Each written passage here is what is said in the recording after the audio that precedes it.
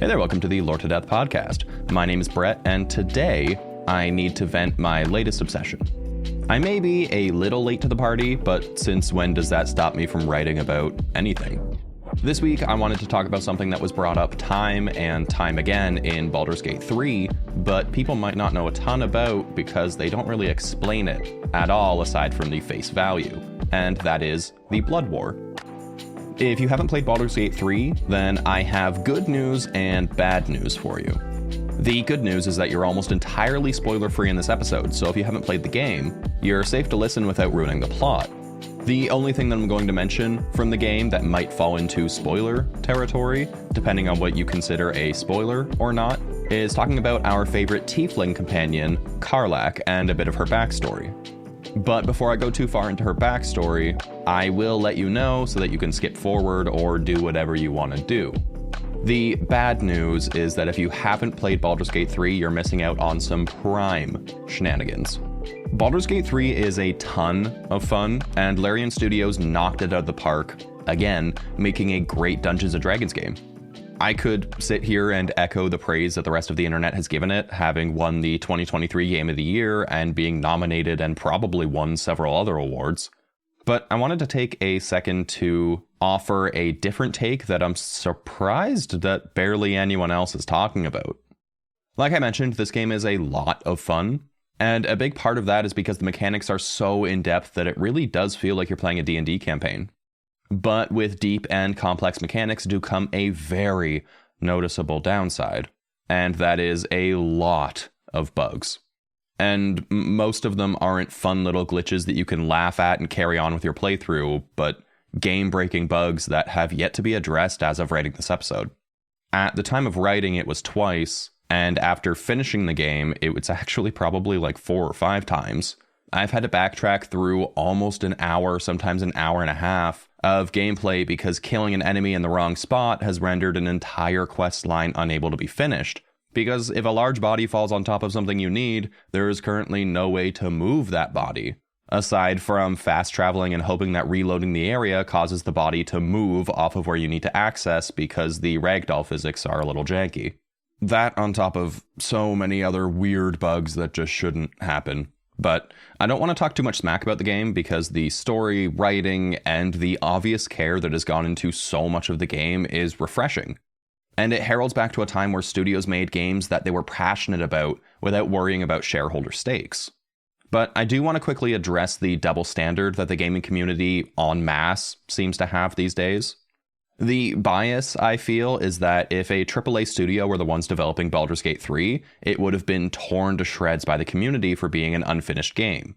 Look at Starfield, for example. Bethesda received a lot of flack for launching a game that was missing several quality of life features and was a buggy mess of a game. Yet, I've heard nothing on that side for Larian Studios, when my experience with Baldur's Gate 3 has been significantly worse and more frustrating with bugs than my experience with Starfield was. I'm not suggesting that we launch an inquisition on all game studios, but that we give them all a break. As technology grows and games grow, these games are becoming increasingly more complex, and there are bound to be bugs and glitches. But that should be met with constructive criticism and acknowledgement on all fronts, with the staff in mind who spent years trying to get these games off the ground under the pressure that we know exists in the gaming industry. I guess my point is that these same issues exist in game development studios regardless of the size of the company, and that is very evident in Baldur's Gate 3.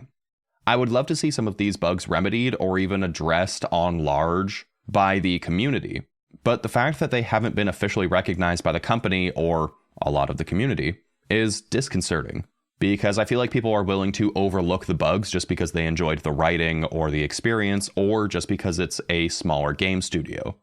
But the game makes me feel like I have to have my finger on the quick save button at all times because who knows what force of God is going to hamstring my campaign next.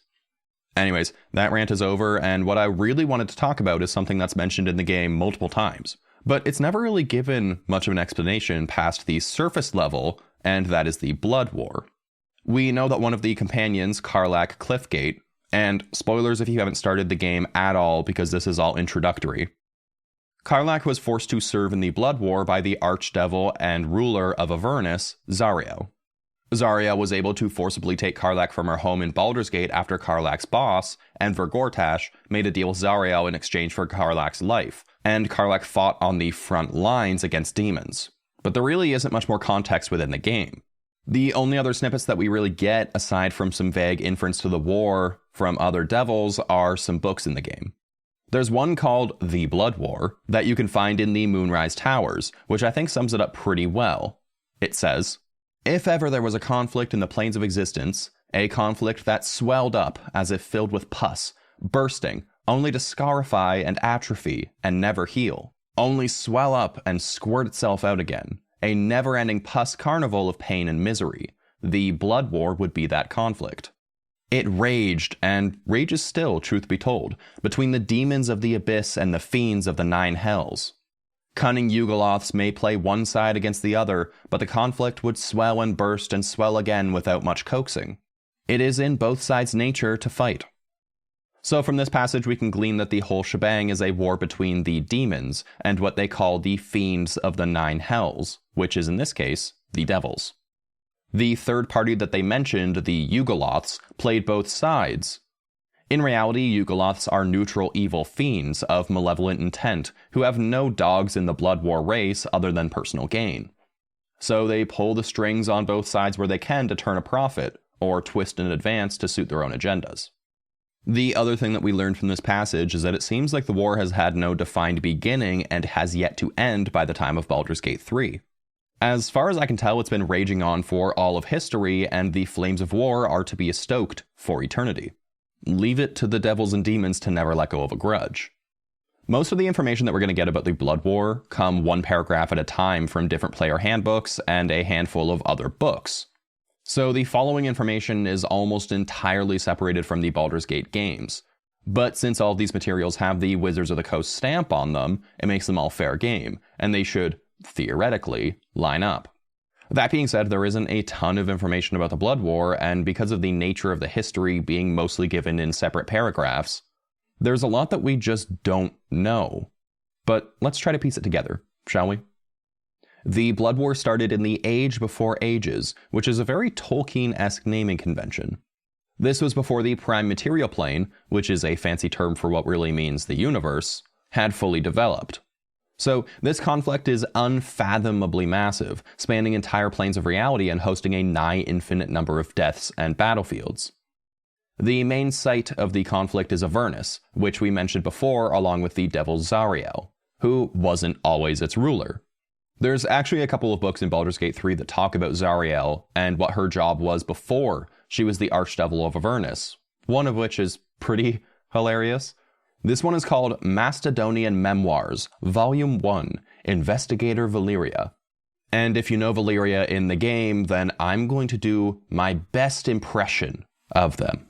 And I'm going to cut out some of the fluff from this book because there are some paragraphs that just mean absolutely nothing, and it just seems like Valyria just complaining for no reason. But here we go. Bloody Planetars.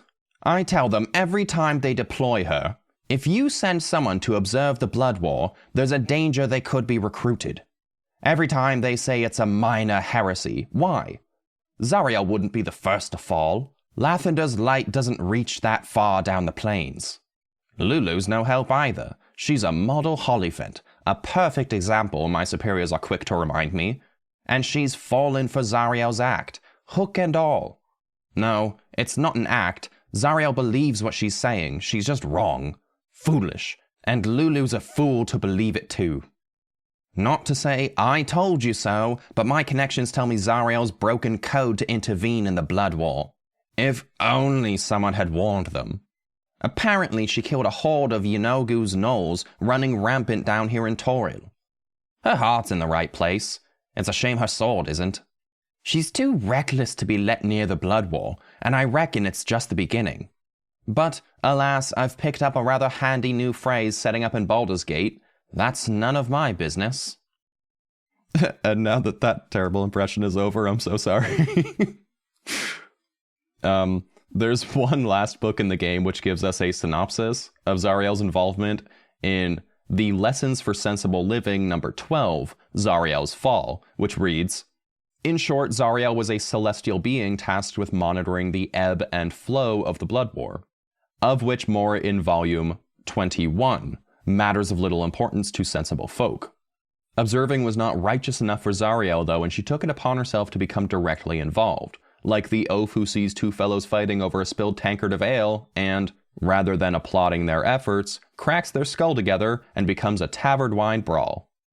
So this tells us that during the Blood War, can I say during the Blood War? Because if it's gone on forever, then technically everything that's happened during the Blood War. But I digress. During the Blood War, Zariel was sent as an observer. She was to monitor the war and report back to someone else, but instead got sucked in and kind of accidentally came to be in charge of Avernus, and has since been dedicating her entire being to winning the unending Blood War. We could go into how Zariel got there, and her descent from living as an angel to becoming a devil, but that's a whole other episode on its own. There is a lot of content about Zariel, actually. But I think we've talked about Zariel enough for now. So how did we get on this tangent again? Right, Avernus.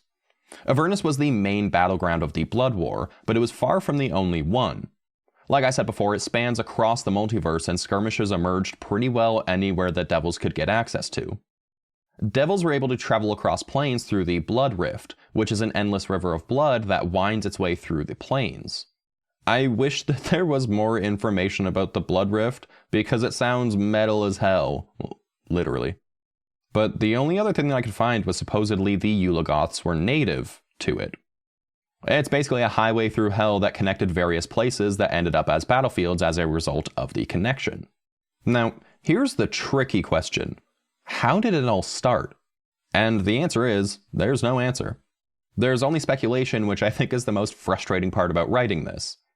If you asked the Yugoloths, they would tell you that the Blood War was the result of their own personal experiment with the nature of evil, one that they created and could end on their own terms once they were satisfied. While I honestly don't find that too hard to believe, because that goes pretty well in line with their nature, I think that something else must have happened to actually start it, and the Yugoloths were the ones who have just been perpetuating the strife this entire time.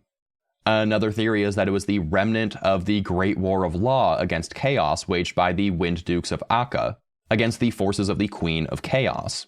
This was a war that's aim was to stop the Queen of Chaos from taking over the multiverse, which ended with her defeat and retreat into the 14th layer of the Abyss, known as the Steaming Fen, where she would plot a way to restart the war. It's not that far a stretch to think that the Blood War was just a continuation of this, but we have no way of knowing for sure. Yet another theory is that it was involved with the origin myth of Asmodeus, who was an angel who traveled into the heart of the Abyss and plucked a single shard from the seed of evil. It was said that Asmodeus foresaw his own victory in the conflict and perpetuated it so that he would have an eventual triumph over chaos and subsequently unite all of the planes of law under his rule. But again, you can't really trust a devil to tell you a story about anything. And since they are the ones who know about the war the best, most of the history is going to be forever shrouded in mystery and misconceptions. So whichever origin myth you decide to believe, there are plenty of reasons that it has gone on for as long as it has. The devils believe that they are the ones holding back demonkind from destroying all of existence, and so they keep fighting to save the multiverse. They think they are doing a favor to the rest of the multiverse by keeping the conflict largely contained to the Abyss. And while that might be true in some capacity, I think the main reason they continue to fight is so they have a near-infinite source of souls to harvest and give to their superiors in exchange for various boons. Souls taken in this way can be made into soul coins, which are used to power the machines of the 9 hells. So, who knows? Maybe they're just trying to build a big enough army to do something a little more drastic. On the other hand, most believe that the demons fight in the Blood War because they are mindless beings of destruction. However, it seems there might be a little more thought put into it by the Demon Lords. The Demon Lords themselves have very little direct involvement in the war, so it provides an adequate distraction for them to carry out their devious schemes and other machinations to demonstrate their superiority over the rest of the multiverse. So basically, they're using it as a distraction to do other heinous stuff, which tracks for a demon. But past the devils, demons, and Yugoloths, there was also some celestial influence, as we know from talking about Zariel, who was only ever there because of angelic intervention. Being in the Abyss, the Celestials didn't really give a hoot about what was going on down there. But once it came up to the upper planes, they got involved almost immediately, striking down the fiends who invaded their personal bubble indiscriminately, killing those on both sides of the war, until the tide turned against them. Once the devils and demons realized the forces that they were reckoning with, they started to collude against the Celestials. Knowing that, as formidable as they were, the Celestials had a good chance of being overrun and would eventually face defeat. This forced them to come to an agreement that they would be left alone in exchange for their abstinence in the war. But they couldn't just walk away, and they had to scheme their involvement to be a little bit more discreet. On occasion, the Celestials would plant a weapon or a powerful artifact amongst the devils and demons to turn the tide in one side's favor. But they never did so to the point where one side could conceivably win. This means that even the impartial parties didn't want this war to end because it benefited them as well. But whatever the motivation for any side, I think that in the end it gives those who don't age something to do to stave off boredom. But like most things in this episode, it happened so long ago that I'm not sure anyone would know the initial reasons or motivations for starting an endless war. Despite being technically endless, however, there are a few points where the fighting came to a pause to deal with other issues. At one point, the Illithid, or Mind Flayer Empire, was threatening to take over all planes and enslave every race to serve their own. During this particular time where there was a temporary ceasefire in the Blood War, the Illithids had already taken over the astral and ethereal planes and had started to properly threaten the outer planes, including the ones that the demons and devils had been warring in for a millennia. They kind of agreed to stop the war in an effort to keep the Illithids out of the Hells, and then went right back to fighting each other. There was also another point where the fighting stopped because of the Archdevil Asmodeus, after he regained his divinity by absorbing the divine power of Azuth, and professedly end the war by pushing the Abyss to the bottom of the elemental chaos, in what I just learned was called the World Axis Cosmology. This is basically the structure that explained how the planes were connected, or not. It's all very philosophical and confusing, and I don't want to talk about it anymore, really, but basically he moved where the Abyss sat in the diagram and forced it to the bottom. Don't ask me how, it's all very wibbly-wobbly, timey-wimey, gods can do whatever they want in this universe. With the Abyss moved, Asmodeus claimed that the war was over, and won by the devils because he was the one who yeeted the Abyss. Why would the position of the Abyss in the elemental chaos stop the war? I don't know, and I don't think anyone else really did either. There was a bit of confusion with the fact that someone declared the war over, which caused some scattering and infighting amongst the demons, while the devils mustered up their defenses just in case the demons were able to get their affairs in order and resume the war. Despite Asmodeus declaring the war was over, no one really listened to his nonsense because, surprise, surprise, the Abyss is still the Abyss and the Hells were still the Hells, which means that they were still valid warring grounds. After about a century of confusion as to why they should give up their precious war, it started again once the demons got their act together and formed their armies once again. Shortly after the fighting resumed, things ramped up considerably. There arose a proxy war in Toril after the god king Gilgim contacted the demon lord Grast and asked them to aid in Unthur against their war against the Ganassi forces of Shir. I know that was a lot of nonsense names and places, but trust me, just roll with it. This was successful and Unthur was returned to Toril as part of what was known as the Second Sundering. And Gilgim immediately moved against Timanther to reclaim the former lands of Unthur from the Dragonborn. So basically Timanther used to be a part of Unthur and Unthur used to be a part of Tiril, and Gilgim was trying to unite them all again. The forces of Gilgim laid siege to Jared Thymar, while Asmodeus and Azuth conducted a ritual at the city in an attempt to make both gods separate once again. Asmodeus' daughter and devil, Glacia, sent the Malbolgan forces to help the Thymari against the demons, helping Asmodeus and Azuth accomplish their goal in an effort to keep their place in the Hells. In the next few years around this conflict, the Archdevil Zariel began plucking cities from the world of Toril, and used their citizens as fodder against the demonic hordes. I couldn't find any more information about what it means to pluck cities, but she found a way. And again, wibbly-wobbly, timey-wimey. This caused both sides to come to understand that they could recruit mortals directly from the prime material plane. Each side acted on this to seduce and coerce individuals from various worlds that would serve as pawns in their endless war. This gave way to new breeds of devils and demons who were crossbred with mortals, and this is where the first tieflings were born, along with Cambions and Alufiends. In that same year, massive hordes of demons appeared on Avernus, and marked the only time that demons actually appeared as a threat there. It looked like they might have been able to win, and if they were able to win there, they could have shifted the balance of the Blood War in their favor and conceivably ended it. Alas, that was not the case, and the Devils managed to realize how much of a threat this was, and they were able to shut them down pretty quickly, and the war has gone on in perpetuity since. I wish that I had anything else on the subject because I feel like I've barely scratched the surface of something, but that's literally all of the Blood War's history to this point. Like I said before, the history of the Blood War was brought up in paragraphs and one-off short stories, so it's not entirely fleshed out. That being said, I wanted to just quickly mention some names of the main combatants in the war on both sides, as well as talk about the infernal war machines, because those are two very important parts of the Blood War. Much of the big powers in the Nine Hells and the Abyss didn't take an active role in the Blood War. Much like what you might think of a lord in a castle, their wars were waged mostly by those who had a lower rank than they did, and their role in the war was mostly political as a figurehead.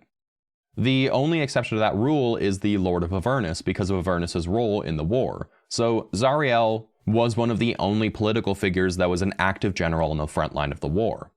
But behind Zariel there were the Dark Eight, formerly the Dark Nine, but they couldn't get through a rebranding after their founding member died, and they couldn't find a good replacement on LinkedIn.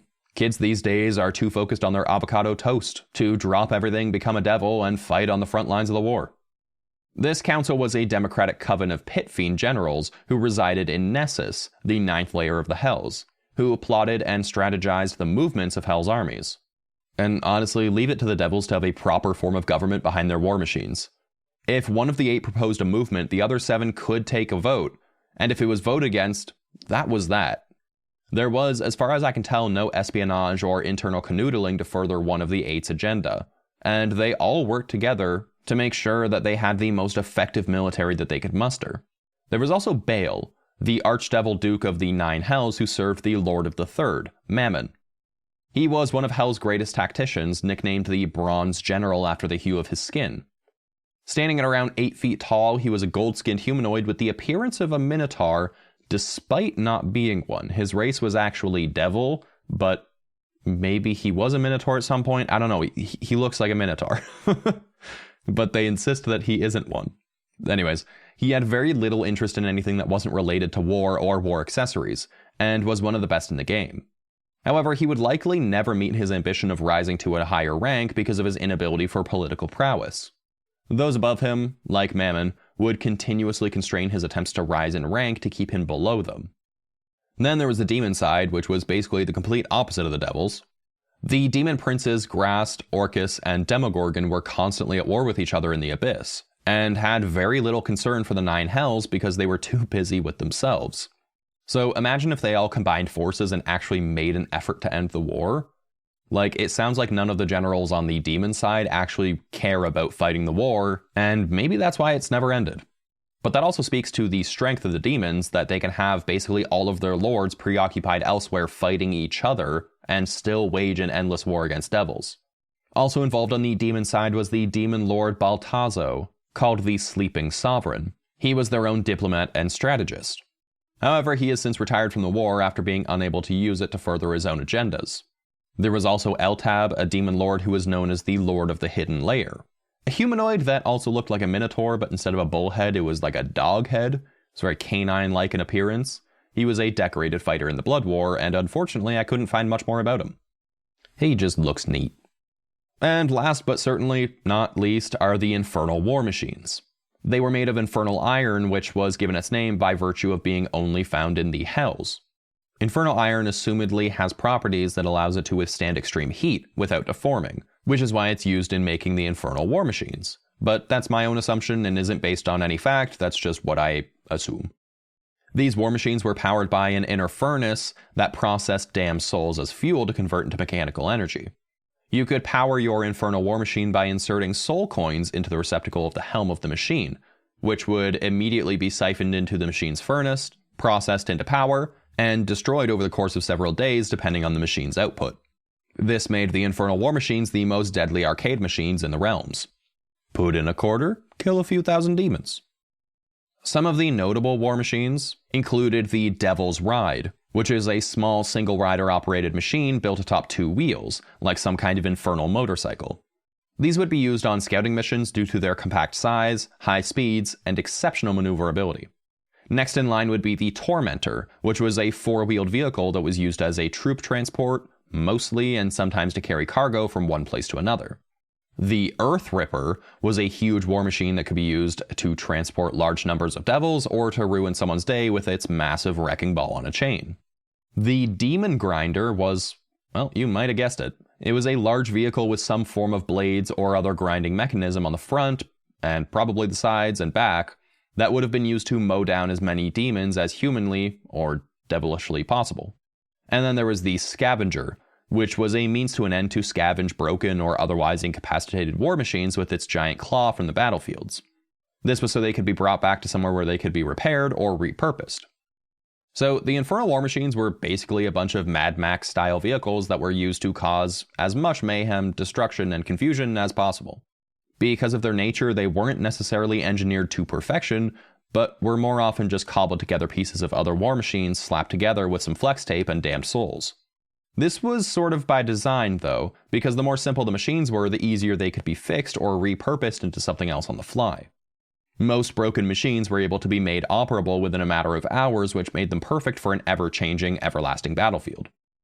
And there's one machine that I left for the end because it's related to Karlach, and we have to save the best for last.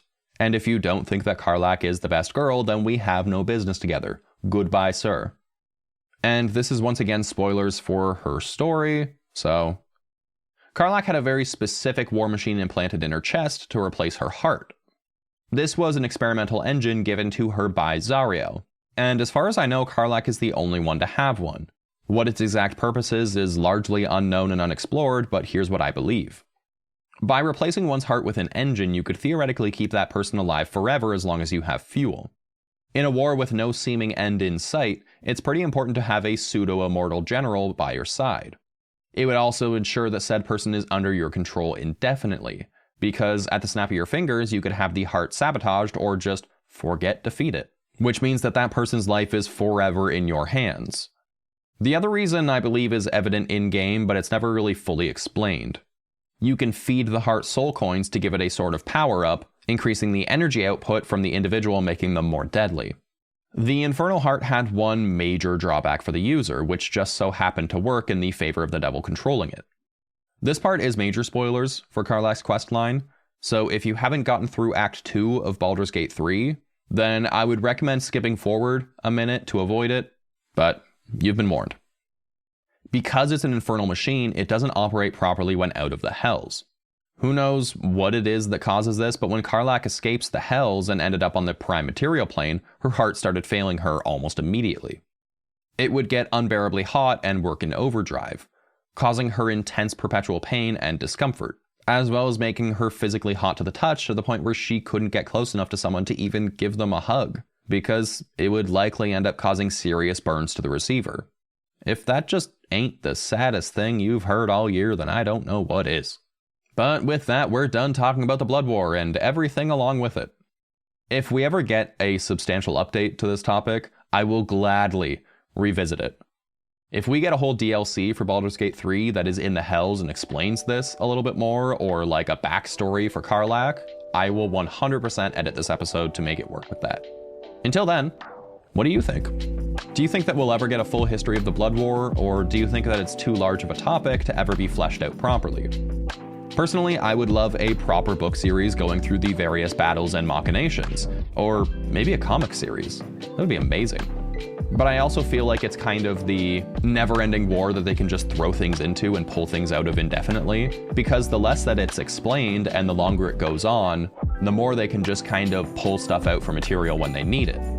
You can find us online at Lord to Death on your favorite social media or podcast websites. If you have any questions or suggestions for topics, please send me a message wherever you can find me on social media or at lordtodeath@gmail.com. I would love to hear from you. And remember, you don't have to have any set goals for the new year. Just try to be the best person you can be for yourself and for the people around you. Not everyone is goal-oriented, and some people just want to live the best life that they can, and that's perfectly fine. So, if anyone asks you what your goals for 2024 are, just tell them to listen to the Lord to Death podcast every other week so I can be in their top 1% of fans on next year's Spotify Wrapped. and you'll do just fine. And I'll lure you to death in the next one. See ya.